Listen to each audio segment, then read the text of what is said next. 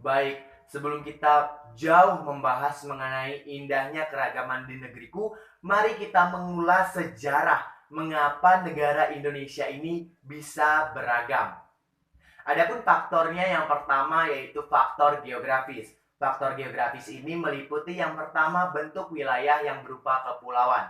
Ya, Indonesia dikenal sebagai negara kepulauan sehingga masyarakat Indonesia terpisah-pisah di pulau yang berbeda-beda.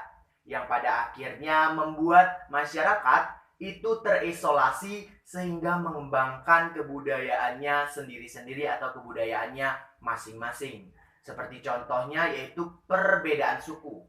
Suku yang ada di Indonesia bagian timur belum tentu sama dengan suku yang berada di Indonesia bagian barat. Lantas muncul pertanyaan, bagaimanakah jika terdapat pada satu negara hanya satu suku? Bagaimana kondisinya?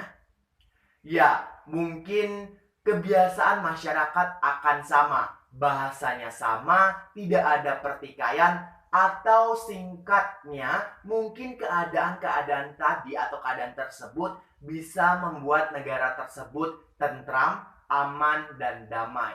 Tetapi ketentraman negara dengan hanya satu suku bukan jaminan yang pasti dan masih diperdebatkan oleh para ahli atau para peneliti. Karena negara dengan hanya satu suku besar kemungkinannya memiliki sikap antisosial atau lebih tertutup dengan orang lain.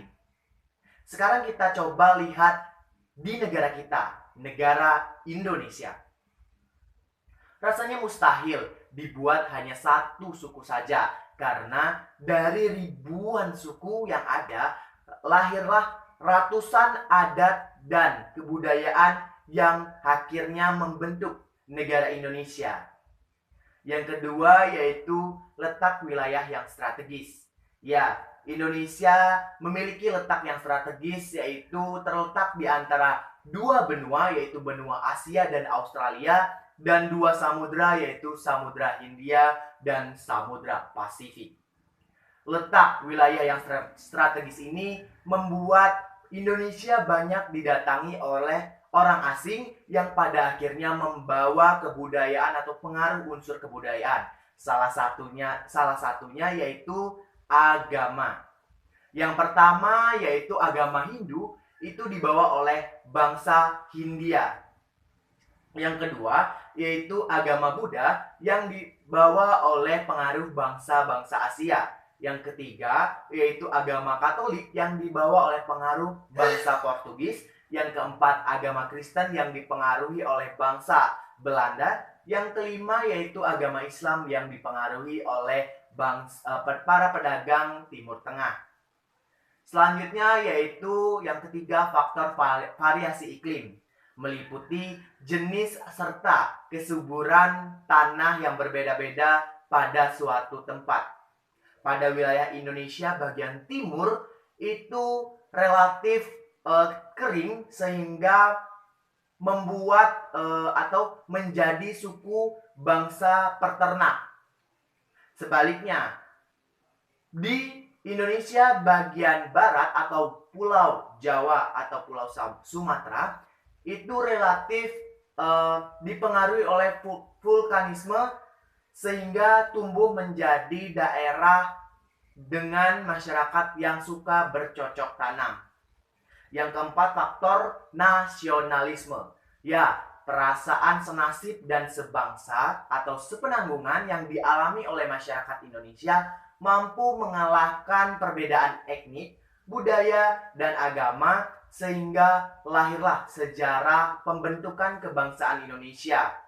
Nasionalisme di Indonesia berkaitan erat dengan ikatan budaya dan ketahanan budaya masyarakat itu sendiri sehingga nasionalisme di Indonesia tidak dapat dilepaskan dengan masyarakat yang multikultural. Selanjutnya yaitu bagaimanakah kondisi keragaman di Indonesia.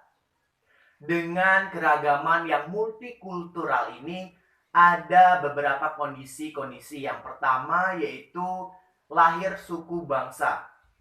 Menurut sensus Badan Pusat Statistik tahun 2010, Indonesia memiliki lebih dari 300 kelompok etnik atau suku bangsa. Lebih tepatnya yaitu terdapat 1.340 suku bangsa.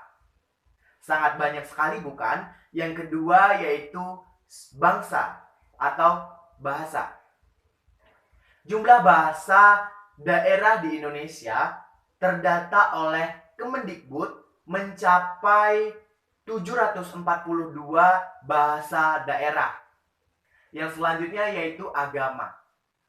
Keragaman agama merupakan ciri khas masyarakat Indonesia yang sudah ada sejak zaman dahulu kala.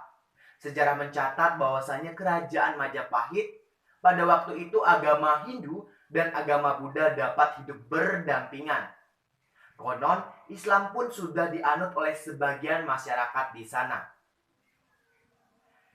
Kesejahteraan atau keragaman budaya pada masa waktu itulah ditulis oleh Empu Tantular ke dalam kitab Sutasoma yang berbunyi, Bhinneka Tunggal Ika Tanhana Dharma Mangrua, yang artinya berbeda-beda suku tetapi tetap satu jua.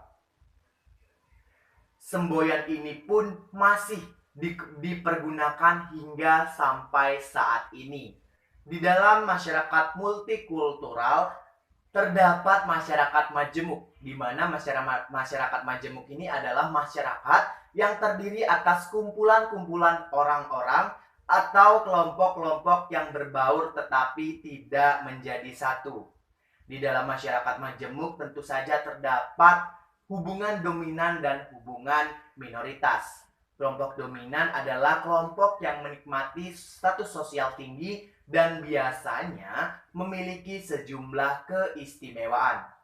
Sedangkan kelompok minoritas adalah orang yang memiliki ciri fisik, tubuh, atau asal-usul budaya yang berbeda dari orang lain sehingga dapat memungkinkan diperlakukan tidak adil dalam masyarakat atau terjadinya diskriminasi.